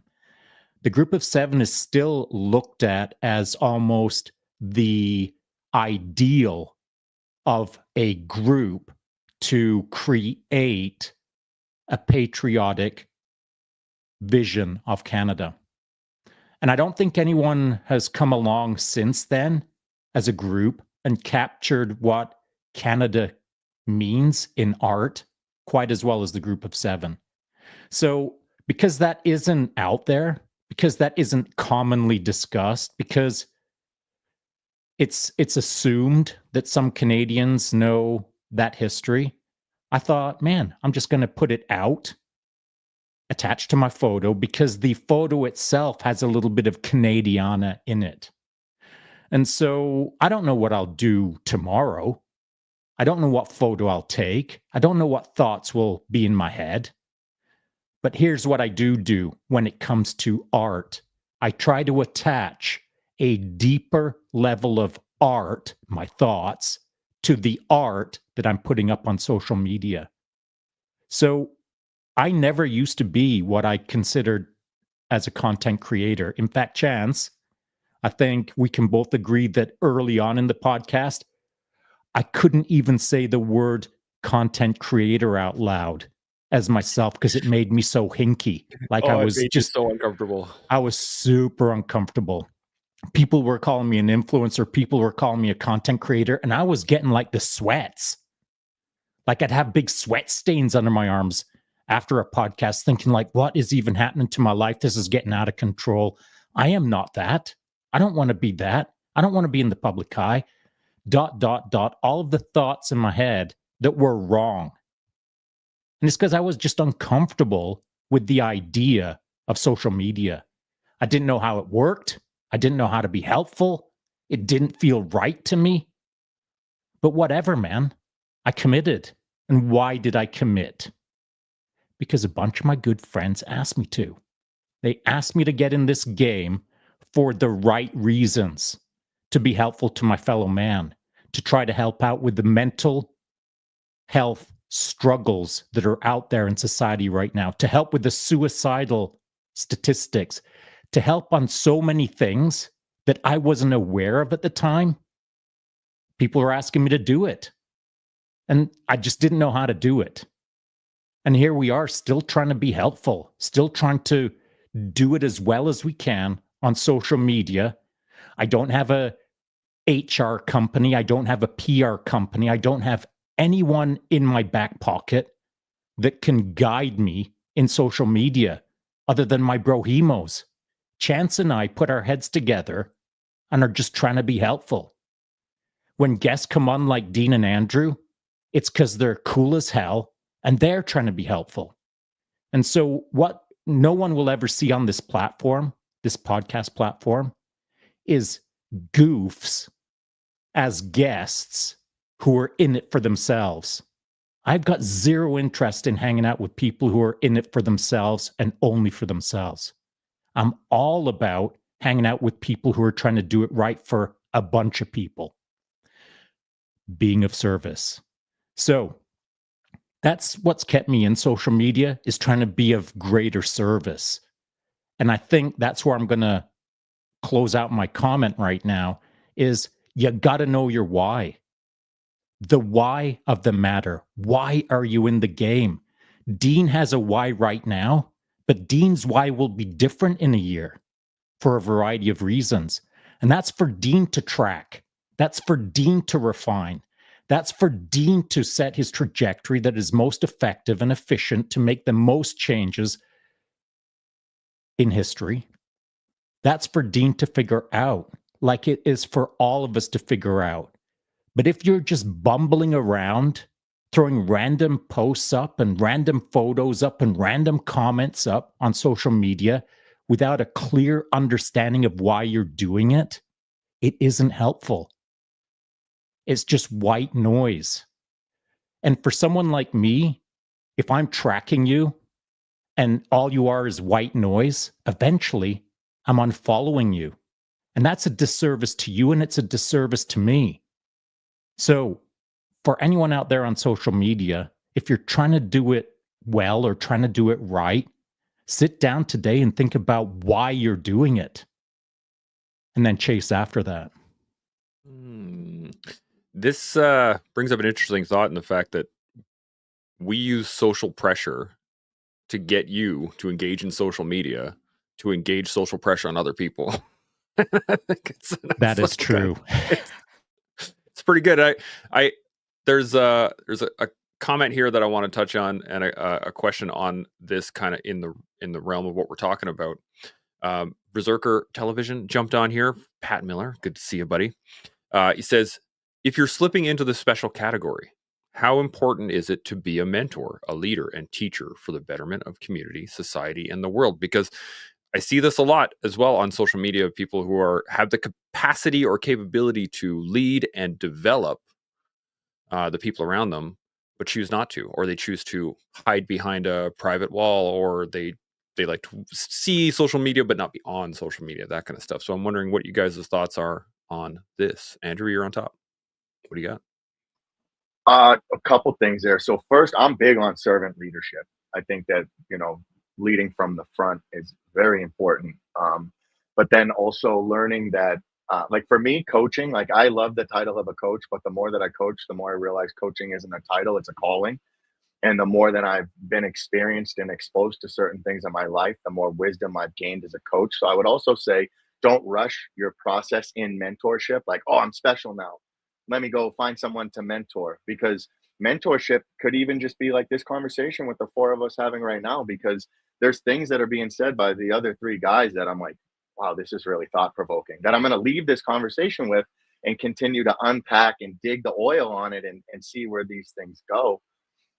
So I would say just keep it small still. Like, it doesn't have to be these big grandiose things. If you're looking to mentor someone, like, I'm a big believer, especially because I grew up in a home that I didn't always have the best role models to look up to. Even if there was good people around me, it wasn't what I was looking for.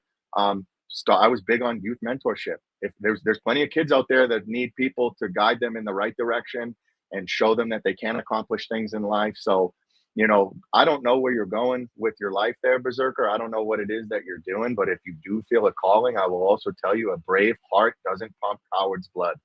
So when you feel nervous or scared to do something and you consider yourself brave, there's no cowardice in that, right? So you gotta take that step forward, and that's a choice and a decision that only you can make. We can all share and encourage, but if you feel that pull internally, that's that lean in moment, man. And I'm sure there's someone that's on your heart that you could think of right now. And leadership is not a title, right? Leadership is an act of service. So don't necessarily, like, you don't have to have the title of a leader to be a leader. You can just be a good dude, like Sean's talking about, like Dean's talking about, like Chance is talking about, and lead and be a leader, because in times of chaos, not everyone's looking at the highest rank or the highest paid. They're looking at the one who can stay calm, cool, and collected, and like, all right, guys, this is where we're at. Let's figure this thing out. That's who I want to be mentored by. That's who I want to be led by. That's who I want to teach me. So those are the things that I'm going to look for, those characteristics in other people, how I can learn from them through those characteristics, and then look at how I can apply it on a smaller scale to get my sets and reps in until I build the competencies to coach effectively. I am stealing that. A brave heart does not pump coward's blood. I'm stealing that. That's freaking outstanding. I love it. Dean, what do you got? I mean, first, I'd buy the t-shirt, but secondly, yeah, I mean, if you being a leader, like, first, the people will come to you. So, you'll know the signs when you probably being asked to mentor people, because they will come to you. So you don't have to go out looking for them, for sure. And it's also beneficial from a reciprocal aspect too. There's so many times that people call and ask me for some mentorship or guidance to help them. And then I find myself learning just as much from them. So it's always pretty interesting that even though they're coming to me for advice, I end up, taking probably more points from them than I gave them. But yeah, and then absolutely anything to better the community. If anything, we need more people like you. It always seems like it's, the squeaky wheel gets the grease. So I see too many people out there who are mentoring and shaping young minds that probably shouldn't be. And that's my opinion. And I think that we definitely need more people who have it, which I understand that is extremely subjective, what I think is right. But it's pretty obvious to see that if you can see an extremist, whether it's political or, religion or whatever, there's always an extreme on both sides of the aisle. But for the majority of us people out there who just do good in the world that is accepted by the large majority, we definitely need more of them out there.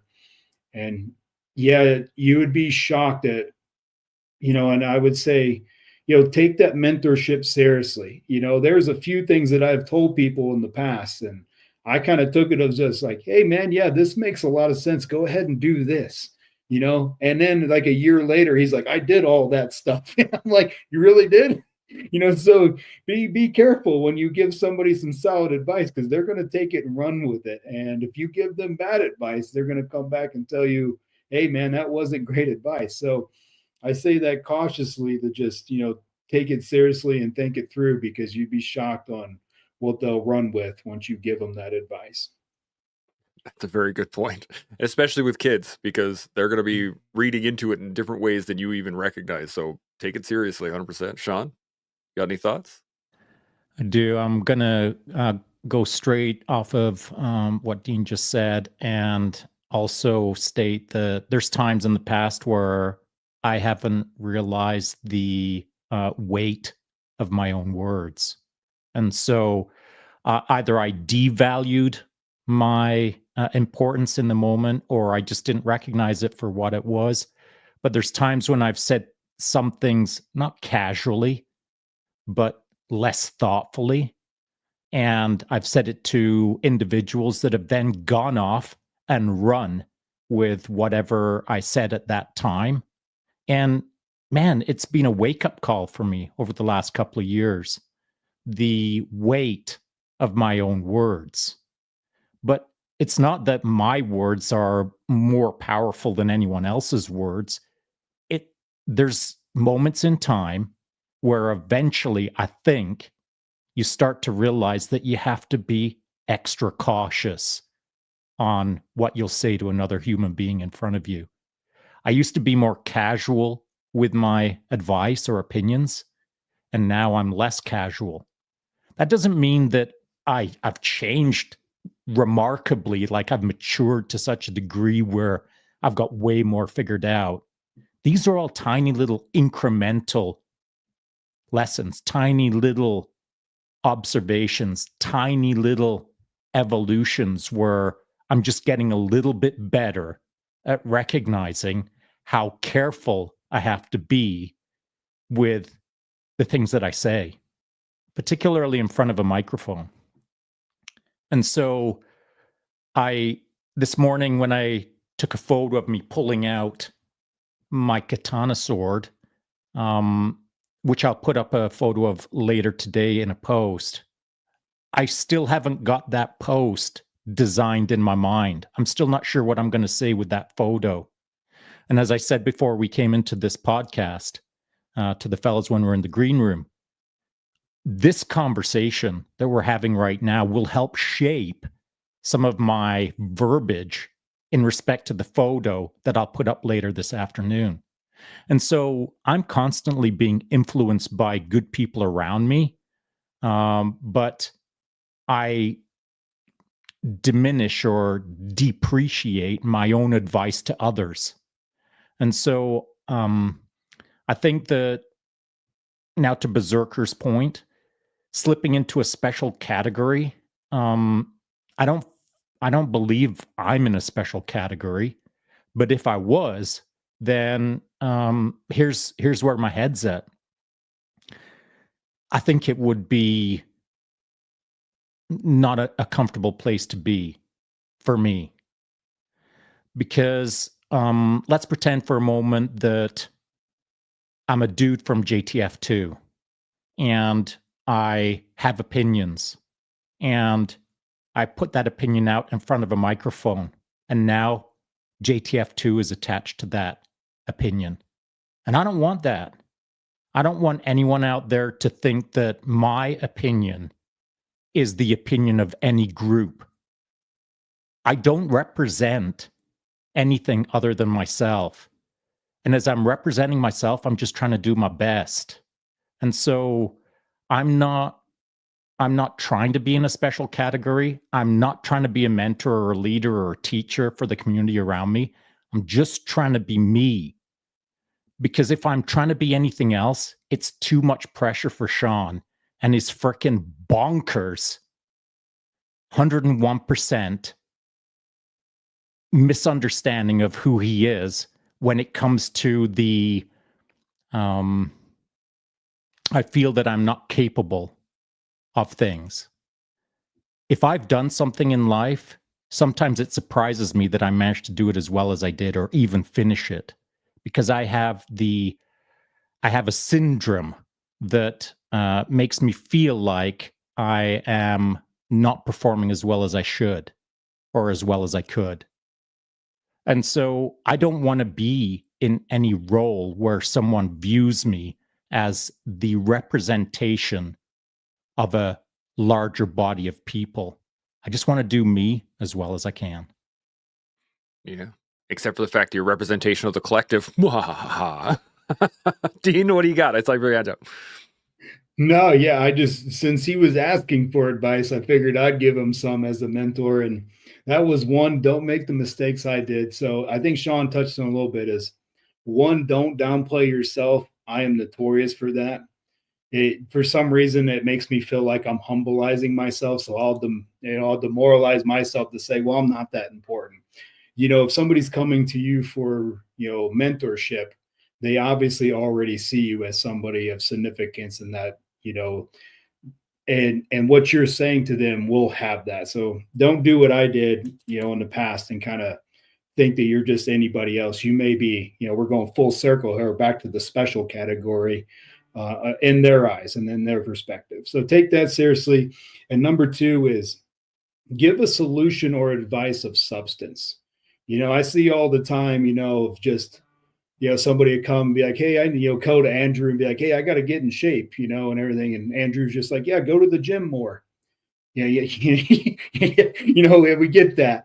So, and I made that mistake in the past where when people were coming to me, I would just, I don't know if I didn't take it seriously enough, which probably I did, but I would give them what I noticed was kind of like that white noise that we talked about earlier, that it just didn't really hold any good substance. So take that seriously, because you are literally about to affect somebody's life, and you may not realize how much you're going to affect it. So if somebody's coming to ask you for help or advice, or if you're a mentor for somebody, take that largely into consideration. That's a great point. We see this in on the mats all the time, where somebody will be like, hey, how do I get out of this submission? And the first answer out of everyone's mouth is, don't get there. And it's like, well, great. Yeah, thanks. But I'm there. Right? Like, now what do I do? So there's parts to it. Absolutely. Andrew, you got any thoughts on this? No, I mean, you guys pretty much hammered that.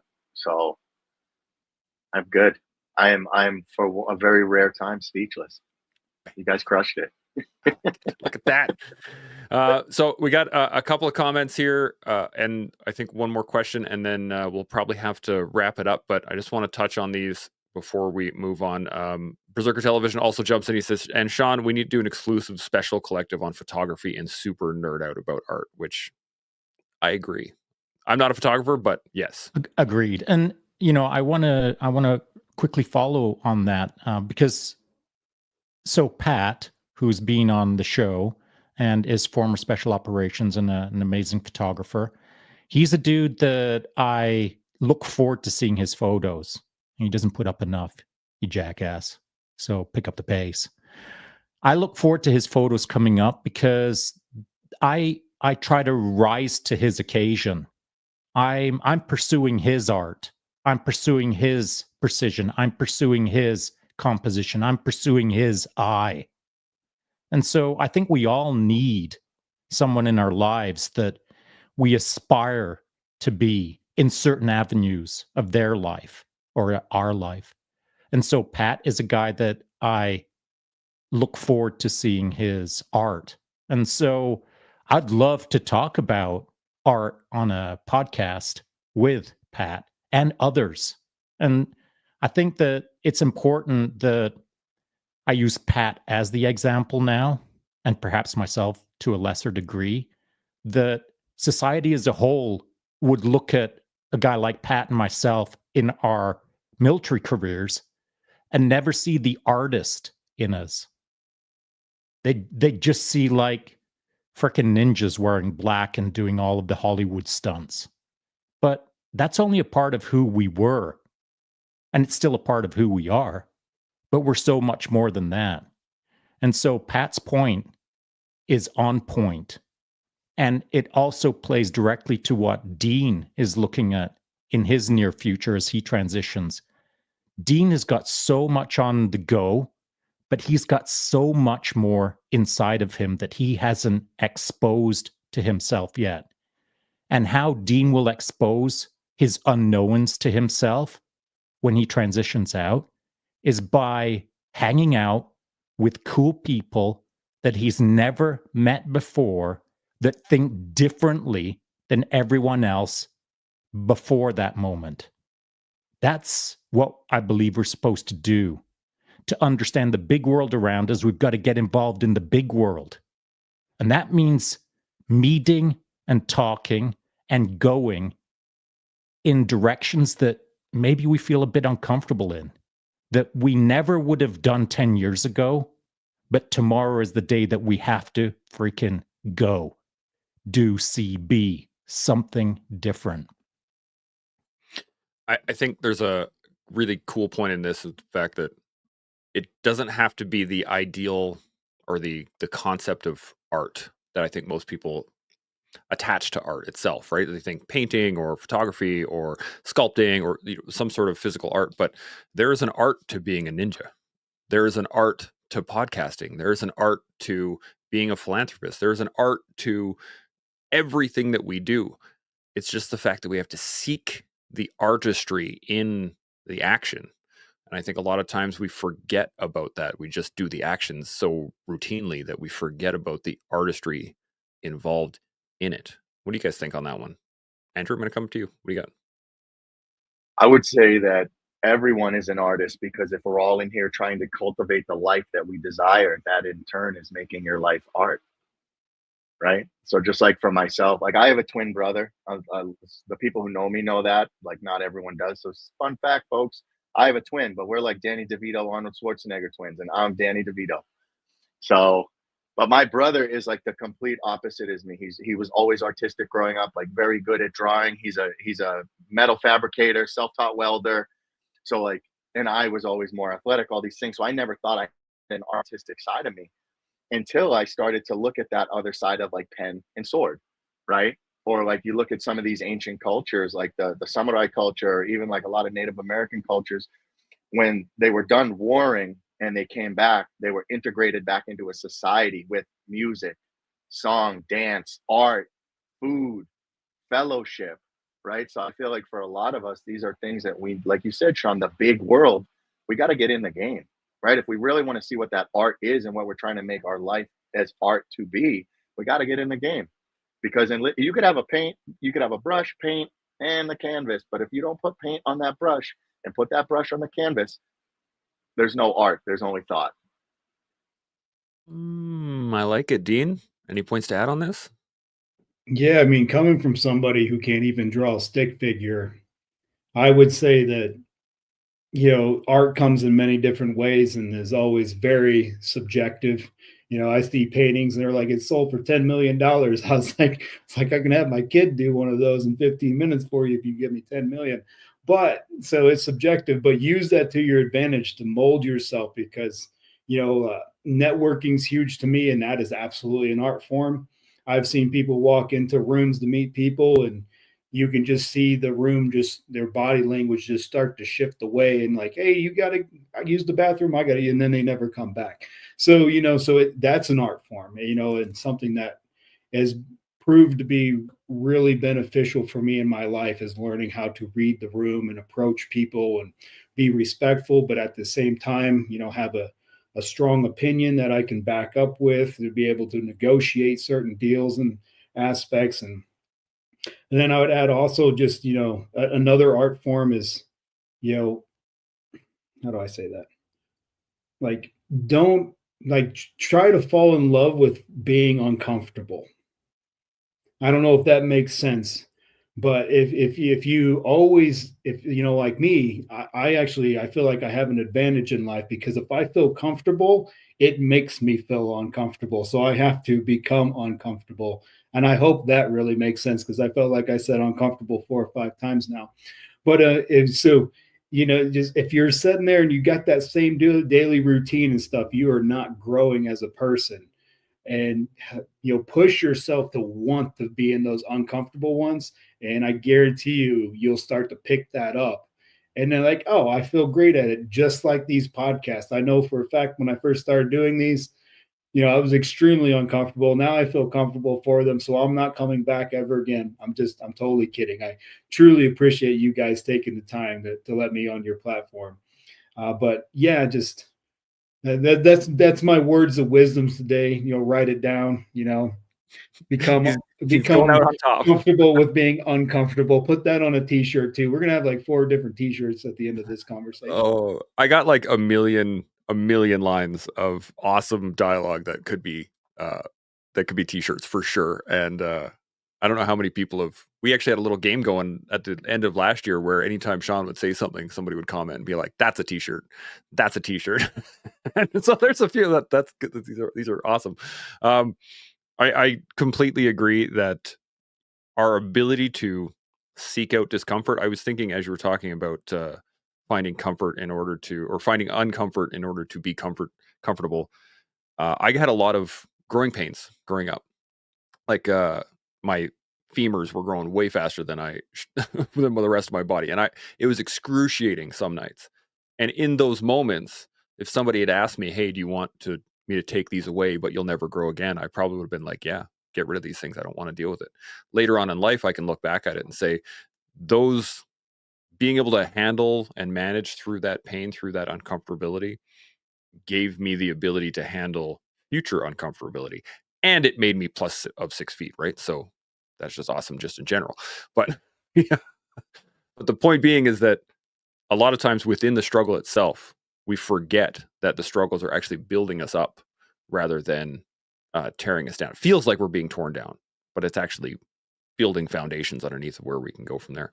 Now we are getting close to 2 hours now, so I'm gonna shut her down for the afternoon, but I want to get some final thoughts before we kick it off. Anything still lingering in the back of your brains? Anything on social pressure or anything else we've talked about today?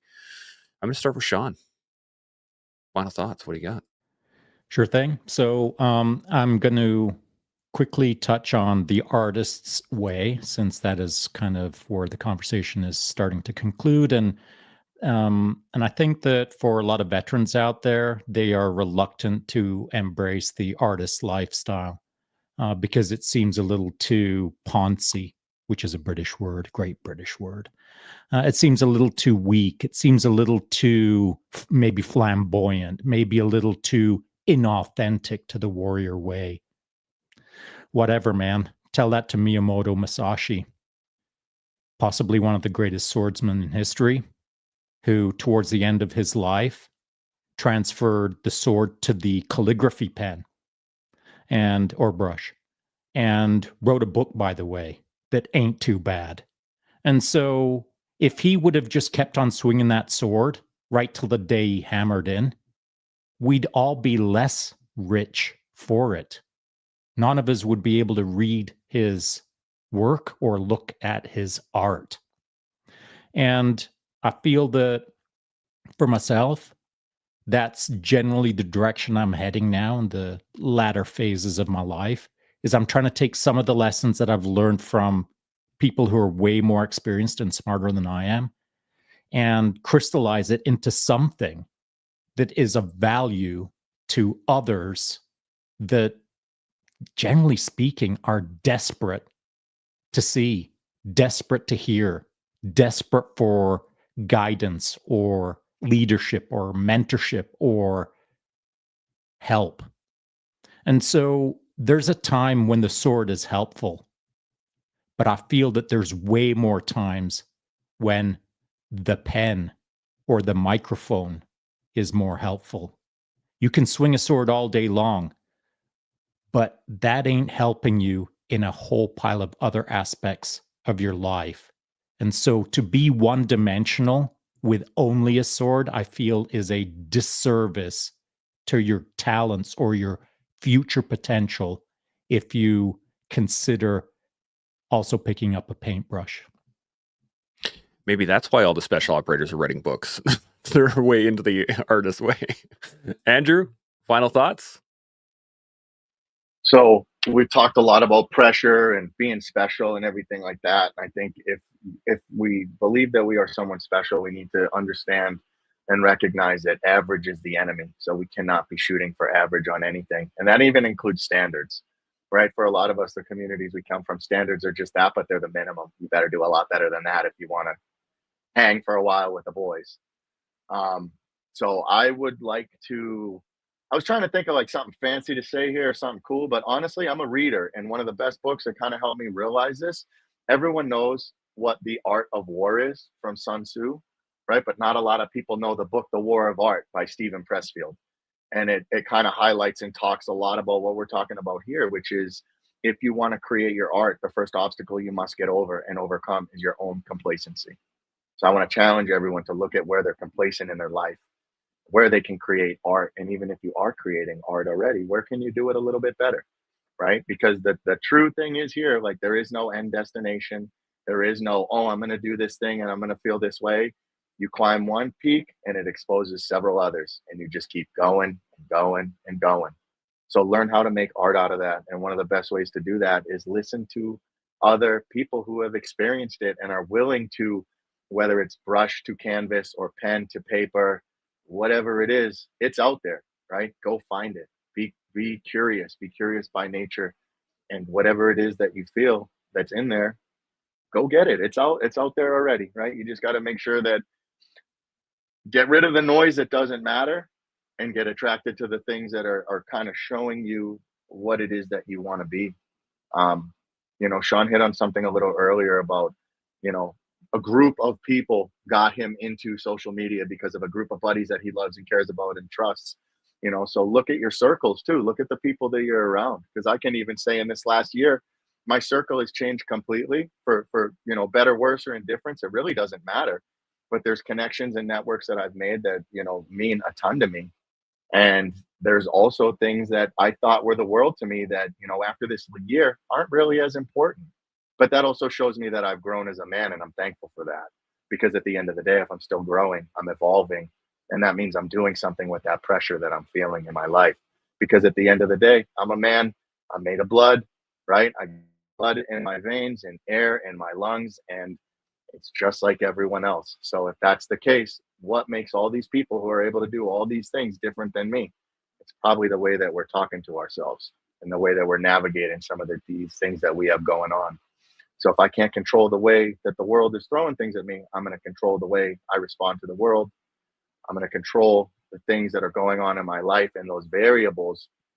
And I'm going to turn the heat up on myself a little bit to take those impurities out, because at the end of the day, it's my responsibility to do that with my life, no one else's. And if I put that responsibility on someone else, I'm setting myself up to be a victim.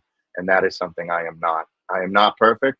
I'll never claim to be perfect, but I am not a victim, and I will never be one of those. I will always look at every obstacle as an opportunity, and I'm going to encourage everyone else to do the same thing every opportunity I get on whatever platform that is. I like it. I think the way you put it as well with the War of Art is a fantastic book. I actually have it on my Audible. Really good. But to the point of Sun Tzu's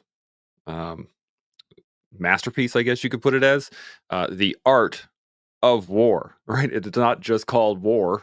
It's the art of war. I think that's a great point. Dean, final thoughts?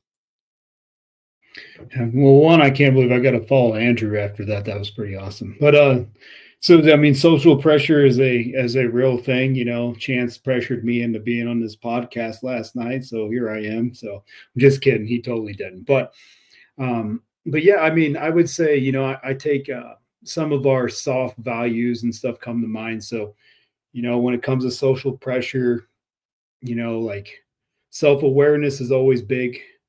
Be able to create good boundaries for yourself. Do that early and often. They will change, but I was horrible at that.